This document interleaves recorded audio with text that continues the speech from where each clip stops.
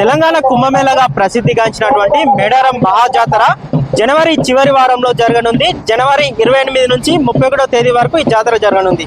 జనవరి 28, 29, 30, 31 4 రోజుల పాటు రాష్ట్ర ప్రభుత్వం ఈ జాతరను అంగరంగ వైభవంగా నిర్వహించనుందని చెప్పవచ్చు. ఇప్పటికే మేడారం మహాజాతరను పురస్కరించుకొని భక్తులు మాత్రం ముందస్తుగానే పెద్ద ఎత్తున తరలి వచ్చి ఆ అమ్మవార్లను దర్శించుకునే పరిస్థితి నెలకొంది. ఈసారి మేడారం మహాజాతరను పురస్కరించుకొని తెలంగాణ రాష్ట్ర ప్రభుత్వం కూడా ఎన్నడూ లేని విధంగా శాశ్వత నిర్మాణ పనులకు శ్రీకారం చుట్టిందని చెప్పవచ్చు. ప్రస్తుతం మనం విజువల్స్ చూడొచ్చు, అభివృద్ధి పనులు కూడా చివరి దశకు చేరుకున్నాయని చెప్పవచ్చు. ఇటు ఆదివాసీ గిరిజనుల సాంప్రదాయమైనటువంటి ఆ మేడారం మహాజాతరను కనివిరి ఎరగని రీతిలో నిర్వహించే విధంగా మాత్రం ప్రభుత్వం అన్ని రకాల ఏర్పాట్లు చేస్తుందని చెప్పవచ్చు.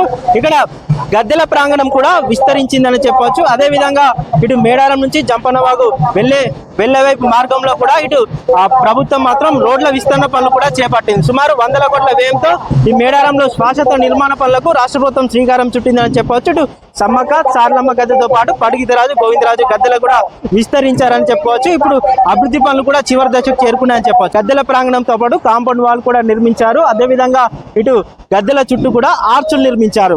అదేవిధంగా ఈ ఆర్చులపై కూడా గిరిజనుల సాంప్రదాయం ఎలా ఉంటుందో కూడా ఈ ఆర్చులపై స్వస్తిక్, అదేవిధంగా స్టార్, ఇలా పక్షులై అదేవిధంగా పలు రకాల బొమ్మలను చెక్కినటువంటి పరిస్థితి. గిరిజన సాంప్రదాయం తెలియజేసేలా భక్తులకు మాత్రం ఆదివాసీ సాంప్రదాయం ఎలా ఉంటుందో తెలిపేలా అన్ని ఏర్పాటు చేశారని చెప్పుకోవచ్చు. జాతరకు గడువు దగ్గర పడుతున్న నేపథ్యంలో అభివృద్ధి పనులు వేగవంతమయ్యాయని చెప్పుకోవచ్చు. ఇప్పటికే ఇటు మేడారం మహాజాతర సందర్భంగా అభివృద్ధి పనులు కూడా వేగవంతమయ్యాయి. అధికారులు ఎప్పటికప్పుడు పరిశీలిస్తూ ఆ పనులను కూడా వేగవంతం చేస్తున్నారు.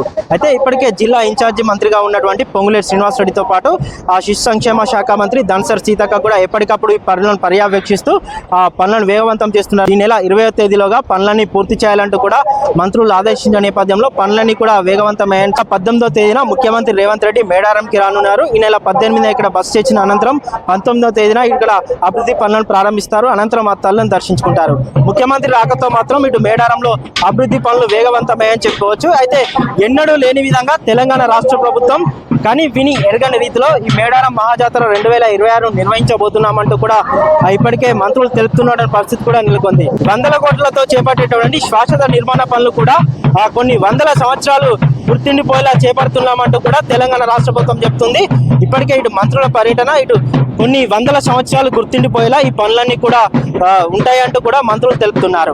ఎన్నడూ లేని విధంగా ఈ జాతర నిర్వహించేందుకు మాత్రం తెలంగాణ రాష్ట్ర ప్రభుత్వం కట్టుదిట్టుతో ముందుకు వెళ్తుందని చెప్పుకోవచ్చు. ఈసారి జరగబోయే మహాజాతరకు మాత్రం 1 కోటికి పైగా భక్తులు తరలిరానున్న నేపథ్యంలో ప్రభుత్వం మాత్రం భక్తులకు ఎలాంటి ఇబ్బందులు తలెత్తకుండా అన్ని రకాల వస్తువులు కల్పించే దిశగా ముందుకు వెళ్తుందనే తెలుపవచ్చు.